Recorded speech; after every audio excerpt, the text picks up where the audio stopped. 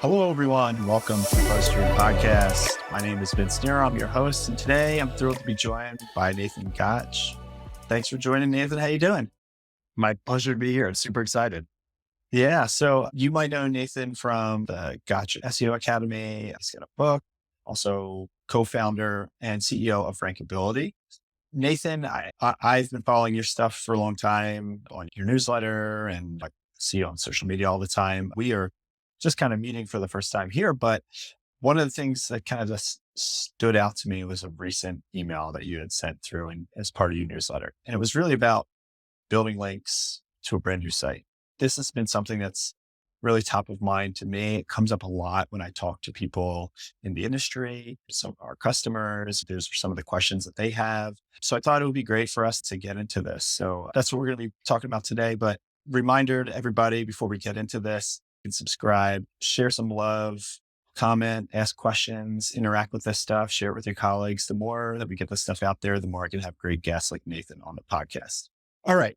So Nathan, let's get into this. Like I said, you got a newsletter and you talked a little bit about link building to a new site. Let's kind of address the elephant in the room and this thing that people talk about these days. And are links valuable? Does Google think links are valuable anymore? Do they matter?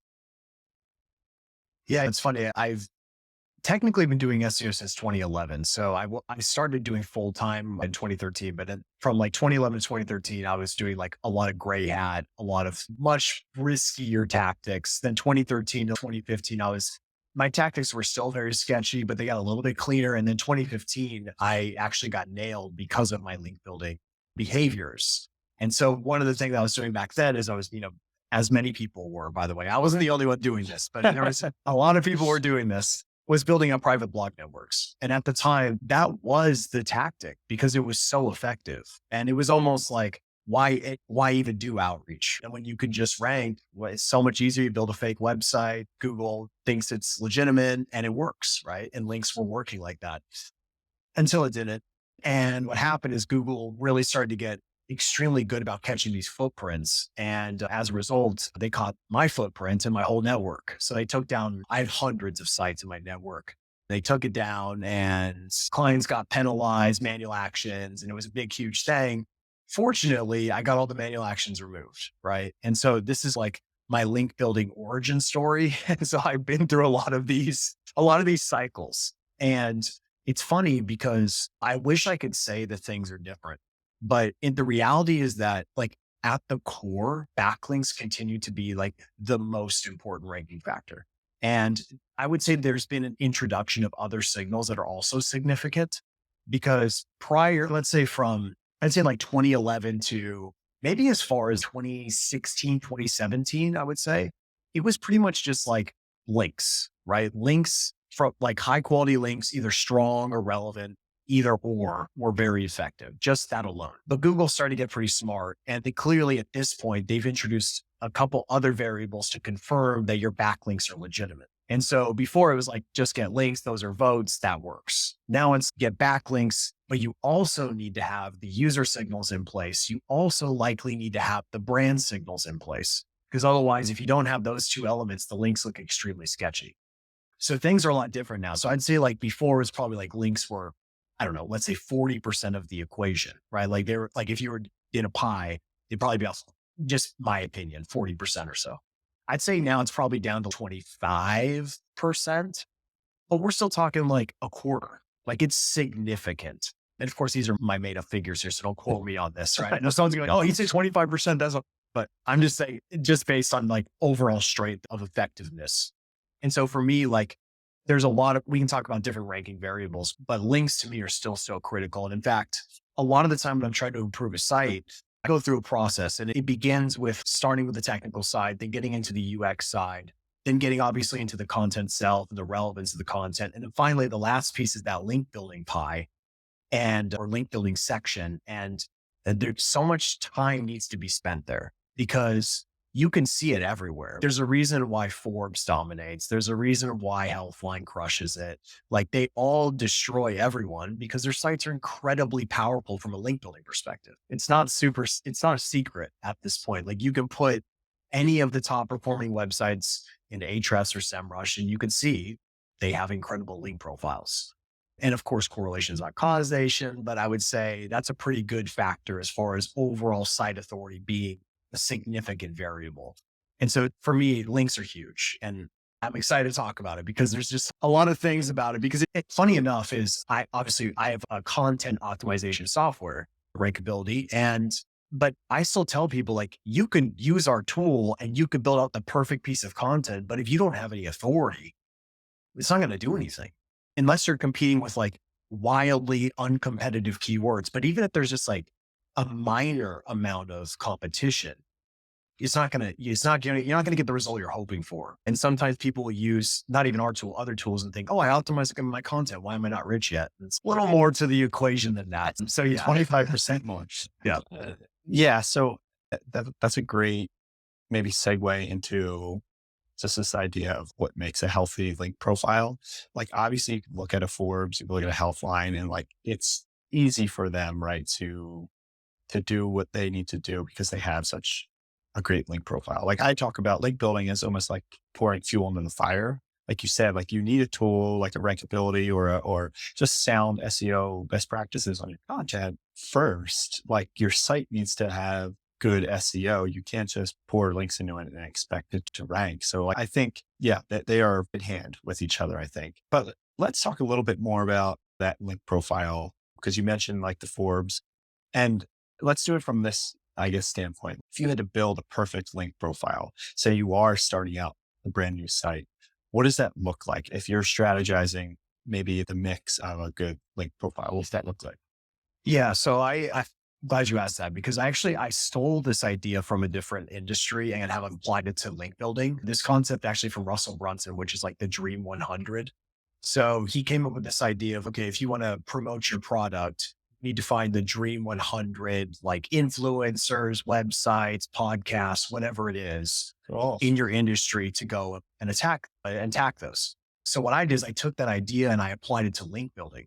So for me, this is like the ultimate hack as far as like making sure you're staying in line with focusing on quality over quantity, right? So what you do is whatever industry you're going after, let's say, I don't know, let's just use SEO since it's easier. Okay. So let's say you're in the SEO industry and you want to go after your Dream 100, right? We're selling SEO software. We want to go Dream 100. I'm just going to find the top 100 websites that I want to get links on. And it's going to be obviously Search Engine Journal, Search Engine Lands, SE Roundtable. It's going to be BuzzStream. I'm going to go through that whole list. And that 100, once I've established that, and funny enough is when you go through this process, it's actually pretty hard to find 100 really good sites in most industries. Like there really aren't that many, which is crazy because you realize, wait a second here, if there aren't that many, then if I just focus on these, it's probably going to have a massive impact. Because even if you get, let's just say 25% of those, that's going to be a significant impact on performance. And the thing is, the top 100 websites, a lot of them link to each other.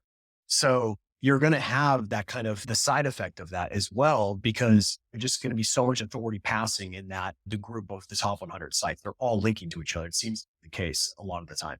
So for me, that's always where I begin a link building campaign. Is like, who are those top 100 websites? And it just depends on the industry. Sometimes you really got to start to expand the relevance out a little bit more. So maybe you'll be at SEO and then maybe you'll only get to 50. Okay, now let's look at the top like digital marketing sites. Then let's expand out, and you can just keep putting on those layers. I actually use sorry to interrupt you. Minimums like authority, like DADR or something like that. Yes, but initially for me, it's about relevance. Okay. Yeah, so I want to focus more on the relevance first because truthfully, if you're even able to find these sites, they probably have authority. They probably have traffic. Yeah. So I spend a lot of time on that first because once you establish the 100, then you can actually look at each opportunity and start to examine, okay, what would it take to actually get a link on this site?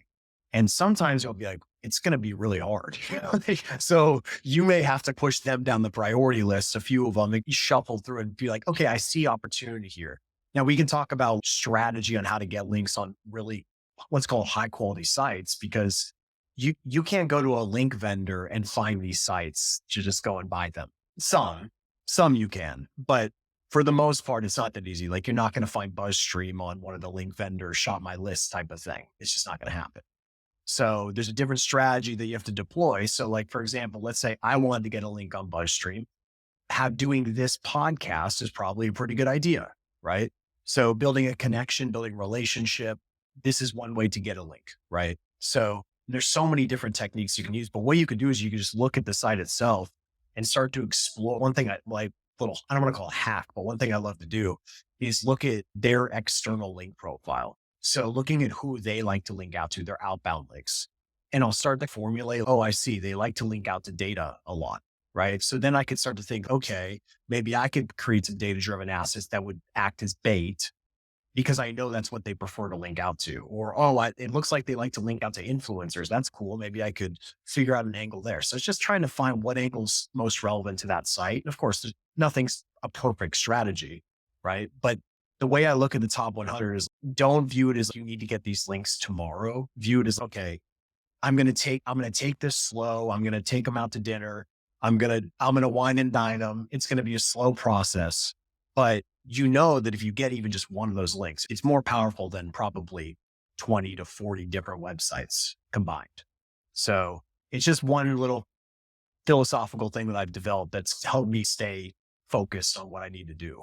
I love that. There's so many parallels, I'd say, to like the digital PR side of things, the PR side of this industry, where it's when you're starting out with a client. I hear so many of the digital PR agencies talk about this. The client has their wish list of, I want to be on these 10 media sites. Well, you could easily do this. And it's the same exact strategy. You're building relationships, wine and dining, you're figuring out what they like to link to, how they like to write their headlines, what type of content, what kind of images they like to share. Yeah, it's just the exact kind of parallel there. So that's awesome to hear. And I hadn't even really thought about link building from that perspective of almost, like you said, it's not quantity, it's quality. And then the strategy becomes kind of just knocking off this like hit list of sites you want to get links from. Yeah. And then the other thing too is like, I've also come up with a principle called like the referral traffic principle, which to me is like the way to determine if you should invest your time, money, or effort into an opportunity, a link opportunity should be based on the fact that if you got a link from this site, what's the likelihood that it's actually going to drive a conversion? And what you'll find is like a lot of sites, if you truly are objective about it and you say, is getting a link from a mommy blog going to convert from my rankability SEO software? Oh man, that's a stretch. Like you start to really see, I don't know about that. Even if it's parenting.com or something, whatever, like a huge high DA site. Yeah. At the end of the day. Yeah. So it's one simple question can eliminate probably 80% of opportunities, which is good because if everyone else is just throwing stuff at the wall as far as their link building campaign, you being much more strategic and focused and doing that at least in my experience, it seemed to be much more effective.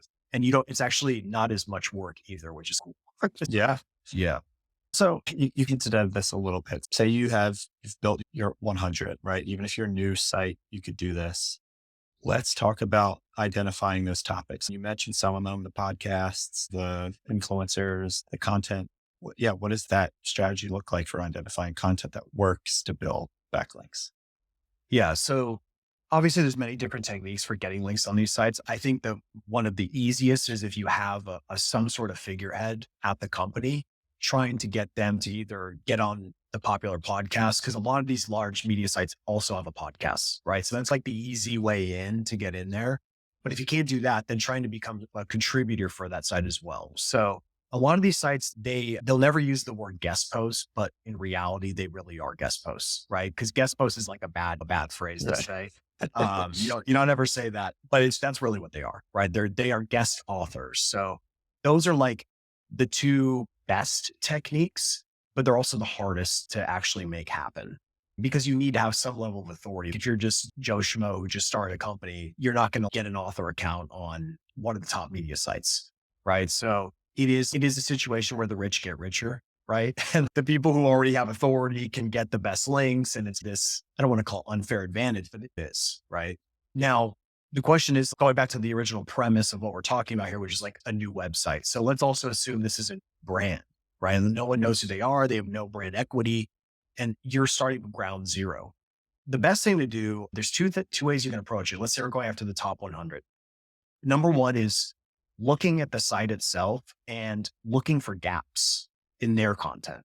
So what I'll do is I'll look at their site and let's say it's search engine journal and I'm selling content optimization software. So I'm going to go into their site and I'm going to start digging around and see like how much have they actually covered this topic. And then if I see they haven't covered the topic very well, that could be an entryway for me to get in. So trying to find, and of course, maybe they have covered it well. So I move on to the next tactic, which would be examining their external link profile, like I mentioned, and seeing what's that content framework, or let's say 3 to 10 content frameworks that they seem to like, they seem to prefer. It's pretty obvious in a lot of cases because most of the time, because I've studied so many outbound, weirdly, this is like a weird obsession of mine, but studying like what websites like to link out to. And it's pretty obvious. It ends up being stuff that's very referenceable, right? Citation. So that would be statistics, data, things that support an argument that they're trying to make. And one business that does this incredibly well is Exploding Topics. Of course, Brian Dean. Okay. He's the master. And one thing that he does exceptionally well, and this is his ultimate talent. And I love, I've modeled a lot of the things that he does, because what he'll do is when he finds a particular template that works, like a style that works, he will just repeat it over and over and over. Because once you figure out what works, you might as well just double down on it. And not to reveal my secrets here, but on YouTube, I've done the same thing many times. If I find a framework that works, like a certain style of video that works, I'll just do the same video again, just shift it around a little bit, but it's the same bones, if you want to call it that. So just some ideas there. And honestly, data. And so we can talk about different like link-based frameworks, but those are some ideas. Yeah. So I think that's where I've been leaning in the past year, I'd say. And we made a pretty big shift, I'd say, in our content focus. And I think it's this idea that to succeed in SEO going forward, especially in AI and like getting mentioned in the chat GPTs and the AI overviews of the world, you really do need to have, everybody talks about this, the hot term, like the information game, right? Like your content needs to have something that is unique, that is not out there. And to me, it's exactly what you're saying. Like the statistics posts, like those have that inherently part of them. And if you could do it with your own proprietary data or survey data or something that's fresh, right? Like obviously that's the golden recipe right there. But let's talk about maybe there are some other tactics out there. We mentioned podcasting, looking for gaps and being like a guest contributor. I love that, as I talk about that in like the guest blogging plus strategy. What about stuff like the niche edits, link insertions? Do any of those work? Broken back link building, resource pages? Do those work anymore? Some of them, yes, for sure. I think niche edits, when they're done correctly, definitely do work. I think there's a lot of vendors out there that sell niche edits, and I can tell you they're glorified, hacked links. And you don't want those, right? Those are not good. Unless if you want to get tactical about it, you could technically use them on tier 2. If you really wanted to get aggressive, you could theoretically do that, but they're pretty dangerous. And a lot of people that sell niche edits actually are just selling hacked links, which is a pretty nasty part of our industry. But if you want to do it a clean way, there's definitely money exchanges hands. It's the way it is. Once you've got connections with authors, and when you build those connections, they don't expect to do things for free. And people don't realize, this is for non-SEO people, but don't realize how much stuff is manipulated by us, essentially. Like, I feel bad saying that, but it is true. There's a lot of stuff. I'll give you a small example. Sometimes I'll get like podcast outreach, like emails from you. Hey, you come on my podcast. And I got one the other day and they were like, hey, yeah, come on our podcast. Okay, tell them to share the details. Cause they wanted me to like go to Miami. And I was like, all right, this is already sketchy. But then of course they reply back, okay, it's actually a paid podcast. And I'm like, okay. And but it's so twisted because people will listen to a podcast and think that person was on there just because they were legitimate, but they're on there because they paid to be there. And that's the world that we live in. And that's the same thing with links. Doing outreach these days, it's very hard to get a response from, hey, you got a broken link. Can you give me a link? Doesn't work. And in fact, I even do tell a lot of my members in the academy, the first thing you should lead with is paid collaboration. Just straight in the subject line, paid collaboration. Yeah. because, and I've actually tested this significantly in open rates. If you put paid collaboration in the subject line, your open rate is significantly higher, like Interesting. significantly. And I only knew this because I get similar requests for my brand. People reach out to me, hey, and then when it's paid collaboration, we'll open it. Doesn't mean I'm going to do it, Right. but I probably open it just to see what it's about. Yeah, I would say like the old tactics that you still see in some old blog posts, they like of broken link building. Hey, your site is hacked. Or hey, my favorite one is, hey, you've got grammar and spelling errors. Come on, that's not going to do anything. Yeah. So I think the best way to think about it is like, what's a serious win-win for both parties? That's it. Sometimes you can build a mutual relationship where like you could both get a win-win. So we'll probably exchange brand equity between us in this interview, right? Like we're going to both share this interview. We're both going to get benefit from it, right? And that's a win-win. But a lot of the time when I see people's outreach, and I know you guys probably have way more data than I do about this, but at least on my end, when I see the outreach, the bad performance is usually because the value proposition is so poor, right? They reach out, hey, it's basically, hey, do all this stuff for me for nothing. And yeah. Yeah. Yeah. Yeah. That's the name of the game, right? Again, like you could draw that across anything, sales emails, obviously the PR emails. You got to have some type of value that you're giving people. I go all the way back as far as like one of the first marketing books I ever read, Seth Godin, Permission Marketing. Yeah. And like the idea that like you need to provide value to the person so they give you permission to invade your personal space, which used to be your inbox. I feel like when he wrote that, it wasn't, the newsletter was kind of in its infancy, and not what we're at now. But yeah, I love it, Nathan. I guess let's get a little bit more into the paid. So it sounds like even when you're first starting out, you do need to be prepared to pay for these links. Are there ones that you don't need to? Can you break down like how you can evaluate it for someone who's doing this from scratch? Like when I need to pay versus not? Yeah. So essentially, if you don't have an asset to work with, you're probably going to have to pay. That's the Right. value. Yeah. Like you need to have some sort of value to share. Otherwise, expect to pay. So now so the workaround here obviously is to look at what has performed well in your industry. But I also will look outside to other industries. So one of the things I will do is because I have a whole database I keep track of, and this is super geeky, by the way, but I keep track of content assets that have performed really well from a link building perspective. So I have a whole like swipe file of them, and I look at like the exact frameworks that have worked. And sometimes it'll be like in the plumbing industry, and it'll be like this weird kind of content. I'm like, oh, that's strange. That attracted 300 referring domains. Like, why did that attract that? And I can actually take that framework and apply it in a different industry, knowing that it likely is untapped. Right. So I feel like you got to do both. And so on one side, like stick with what you know works and put your own spin on it. So what I mean by that is take one of your competitors, put them into Ahrefs or SEMrush, see what their top pages are as far as links. And then you say, okay, clearly a script timer seemed to be a pretty good tool that people like to link to. We're going to build out a better script timer and then reach out to those same prospects and see if we can catch a few. Right. That's a totally legitimate model. Can definitely score you some links. The challenge is you're not usually going to beat the person who is a first mover on that idea.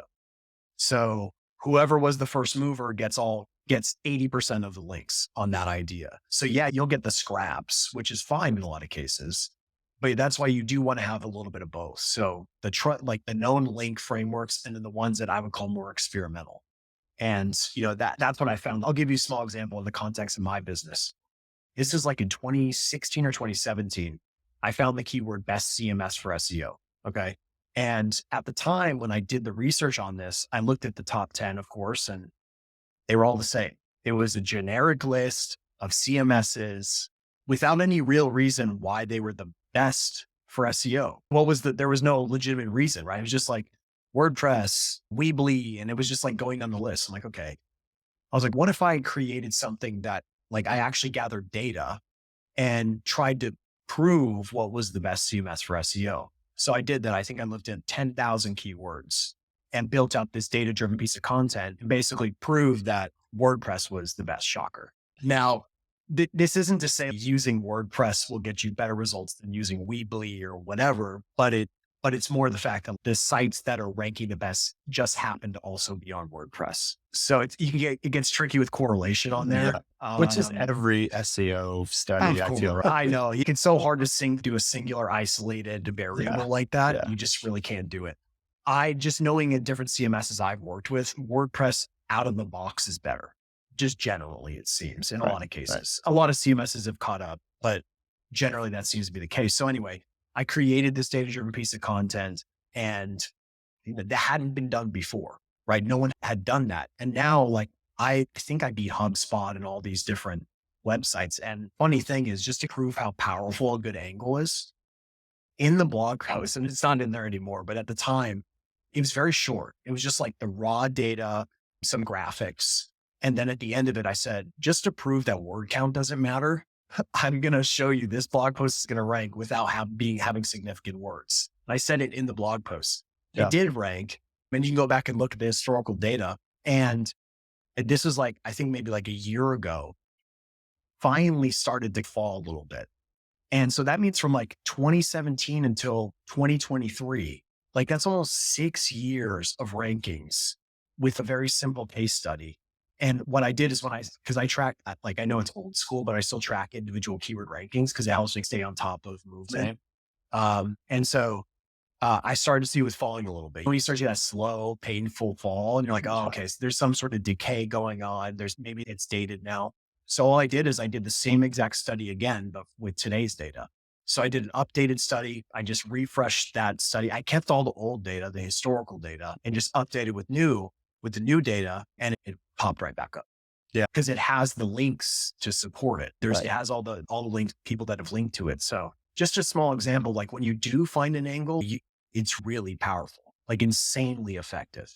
So yeah, we can talk more about angles and content, but that's just one thing is like data's your own data. Like you said earlier, like your proprietary data is the best type of link bait you can build, I think personally. Are there ways you recommend people, like you are a brand new site? Maybe you're even I'm trying to think of like a site where, like, education site or something. You give like tutorials or something. I don't know why it wouldn't be on YouTube, but you don't have a lot of data. How do you get the data to do it? Yeah. What are some strategies you use there?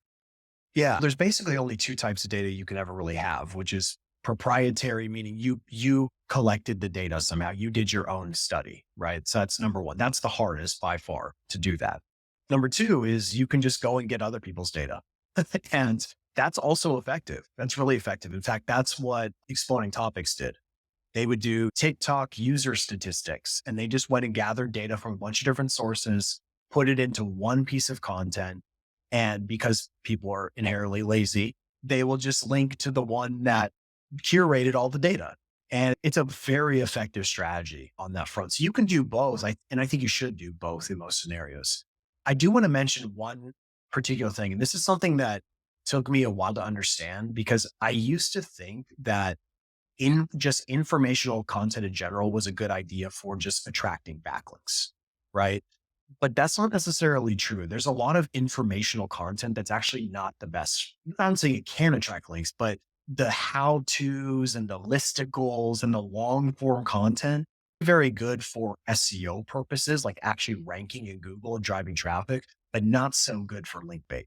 So and I think sometimes it's a little counterintuitive for people like, I built this like 8,000 word masterpiece, but I'm not getting any links. And it's because it's hard for that to be a referenceable piece of content.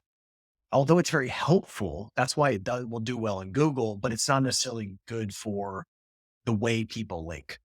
And so this is why these frameworks are so important because even like we talked a lot about data and statistics, but another one that's highly linkable are tools, right? Free tools, free software, insanely linkable. And that stuff works like crazy. So there's just a lot of things. And even like another small thing, and this is the unfair advantage of SaaS, by the way. SaaS companies just get tons of links. Like when I was doing much more like agency work, whenever I had a SaaS company sign on, I was like, yes, because I knew they would have so many links going to their homepage, right? SaaS companies just get links like crazy. And yeah, But I do one thing I actually, so Ahrefs put up this big list of SaaS companies that have bootstrap backlink builders, they called it. So it was like 50 essentially SaaS companies that I went through and evaluated how they got their links, the strategies behind it. One of the things I saw to speak to that specific, like a lot of homepage links, you end up on a lot of these just like review posts where it's like, hey, here's a listicle, or I've reviewed XYZ. Over the course of the year, and I didn't connect the dots until I was doing this, I realized I was getting a lot of these requests where it would be like, hey, we're doing a review of the best SEO plugins and we want to include BuzzStream, BuzzMarker. And I'd be like, great, thanks. And they're like, oh, but you also have to give us a link back to something. So it's like this veiled link exchange.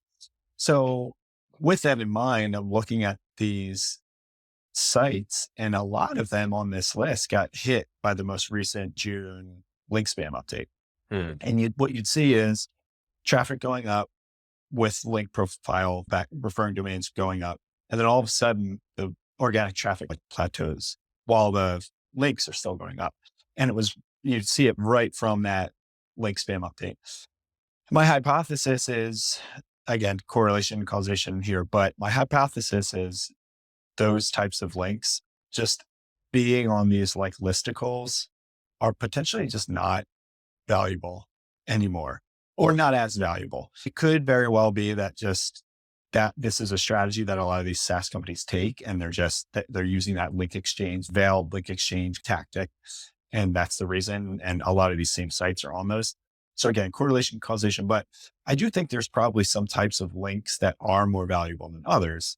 If you're just listed on a list with a bunch of other sites, is that as valuable as in-depth review where somebody mentions you, or a informational post where they mention rankability as a specific SEO tool that does a specific thing, like the context behind it. Yeah, it's just an interesting anecdote when you say that, because I do think that does make a difference. yeah, and I think a lot of it too probably has to do with the ratio of links going to the homepage compared to other pages on the site, which is something that a lot, like when I work with a lot of local businesses, there tends to be a lot of poor distribution of links. So they'll have 99% of their links hitting their homepage, and they've got like 1,000 pages on their website, and like none of them have links. And so essentially, what is the signal you're sending to Google? The signal you're saying to Google is that you are not an authority. People don't like your stuff, right? Because if we're viewing links as votes, it's essentially giving that signal off to Google. You should not trust us, essentially. Yeah. And this is why when I jump on a campaign, the first thing I'm looking at is like that link distribution, because you can run in Screaming Frog, you can just link up the Ahrefs API and you can see like the ratio of links going to internal pages.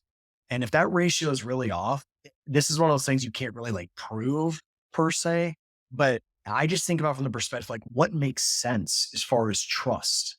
And if you look at a site that is really trusted, take like Backlinko, for example, one of the most authoritative sites now that SEMrush owns it.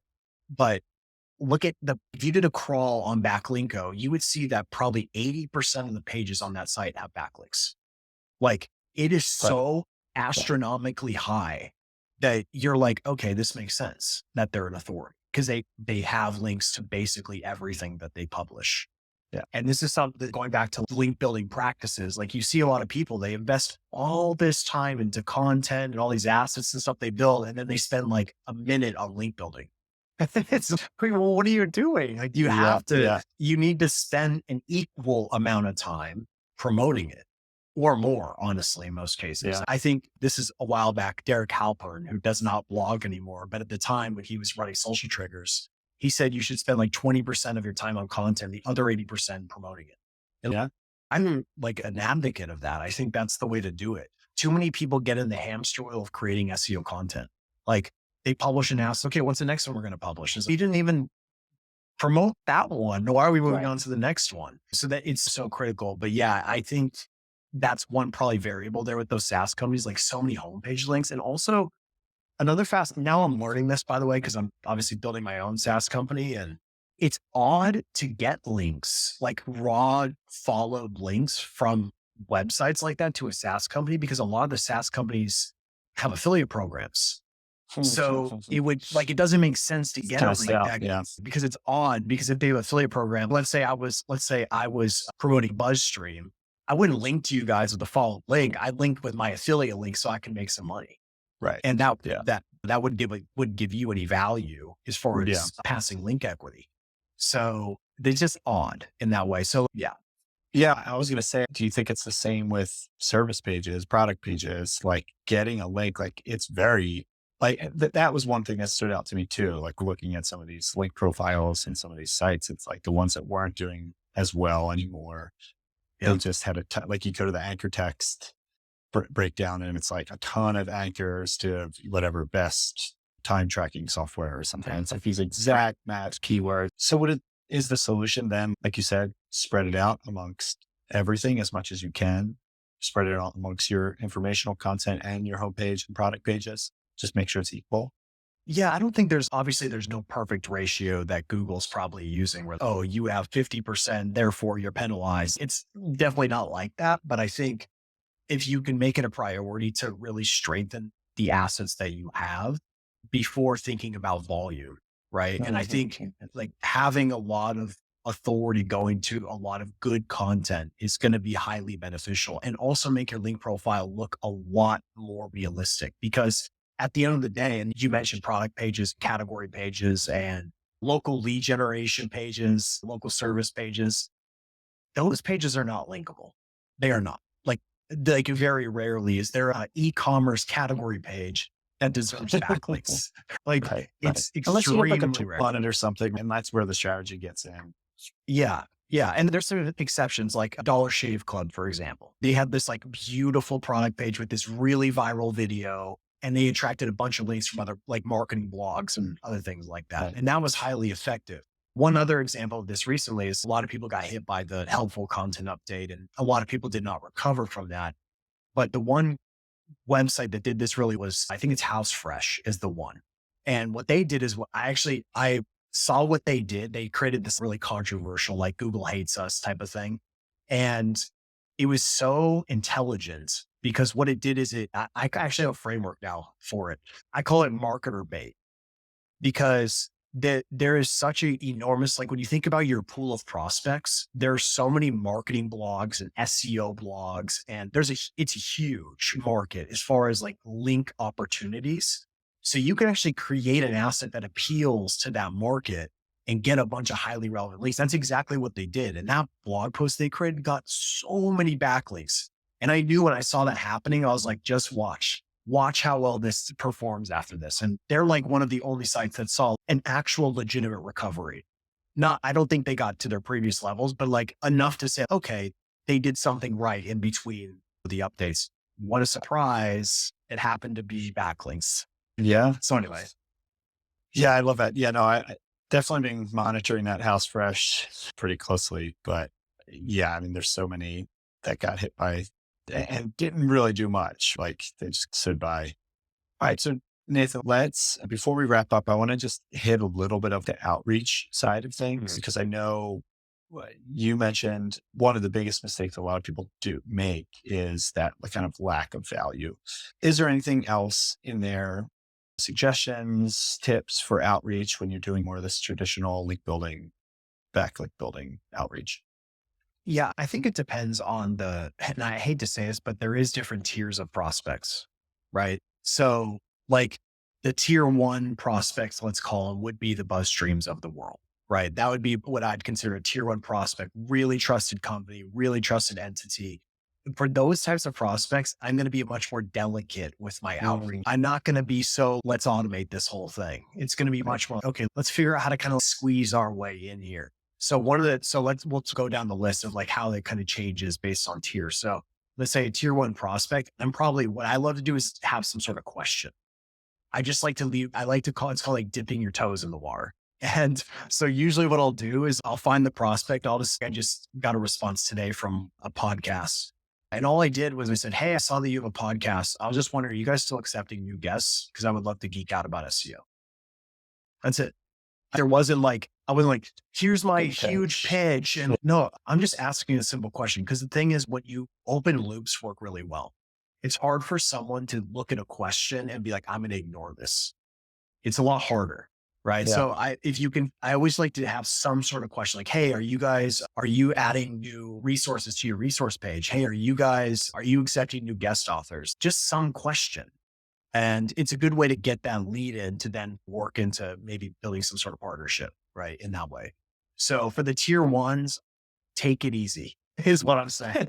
Like you wouldn't believe how many people just burn bridges in their outreach. Like the emails I get are just crazy. Some of the outreach emails are like, they're going right for my throat and I don't even know who they are.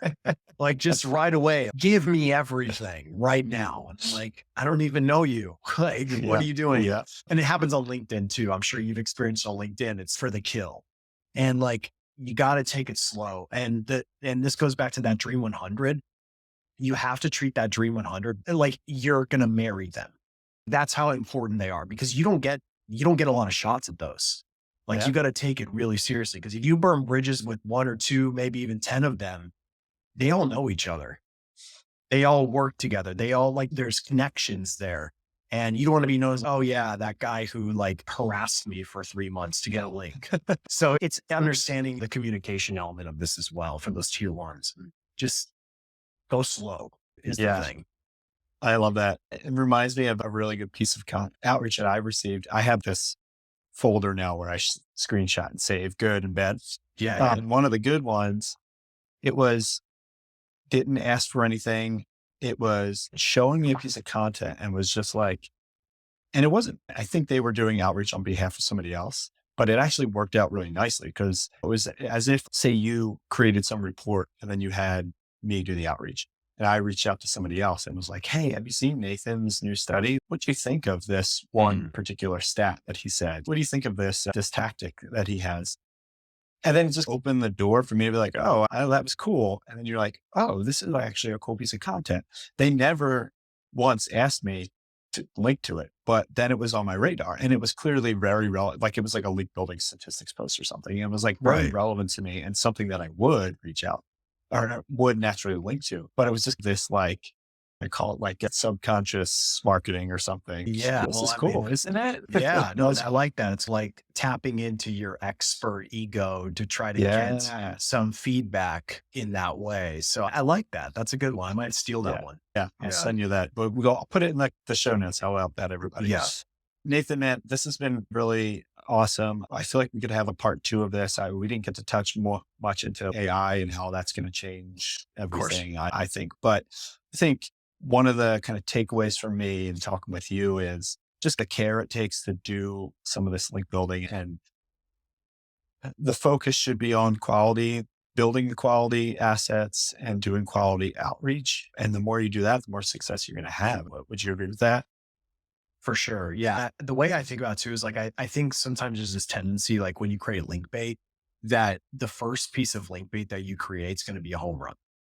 And that's a huge mistake. I see a lot of people do, oh, I've spent so much time building this link bait. No one linked to it. And I'm like, okay, then do another one. Don't just stop. Like, Yeah, this isn't a one and done thing. It's as simple as putting more lines in the ocean. The more lines you put in the ocean, the more likelihood that some of those will attract links. It's classic 80-20 rule. So if you just do it once, you're not tapping into the equation that we're basically bound by. Yeah. So yeah, and I know you work for Siege Media and Ross loves to do a lot. He's very link bait focused. And I know that's the focus over there. And I just think it's so important because if you can do it the right way, because we both know that the only way to truly scale link building is through content. It's the only way to actually achieve that kind of scale of the link profile. And if you're not getting a lot of backlinks and you're having to buy them, you could only buy as many links as your budget allows. And you're always going to be capped. So I'm not one of those like hardcore don't buy links type of people. I'm not on that front, but it's also like at the same time, you need to be building these assets to start to build that passive link machine. Yeah. So, yeah. Yeah. The more you can diversify that, even if you are buying links, it fiscally makes more sense to invest in those kind of backlinks, that content that can build links over time for free. Yep. So Again, thank you so much, Nathan. You could check out Nathan. Obviously, he's very active on YouTube. See your little YouTube plaque there in the back Oh, yeah. for listeners. Love that. LinkedIn, check out Nathan, check out Rankability and the Gotch SEO Academy as well. Nathan, thanks so much. Really appreciate you coming on, man. Yeah, my pleasure. Thank you so much for having me. Yeah. Quick reminder, like and subscribe. Again, the more you can share this kind of stuff, the more we're going to have great guests like Nathan on. And if you have any questions about any of this stuff, building links to brand new websites, I'm sure Nathan would be more than happy to answer them. Please leave in the comments, comment on LinkedIn, email me, email Nathan. We're all open and accessible people. So thanks again.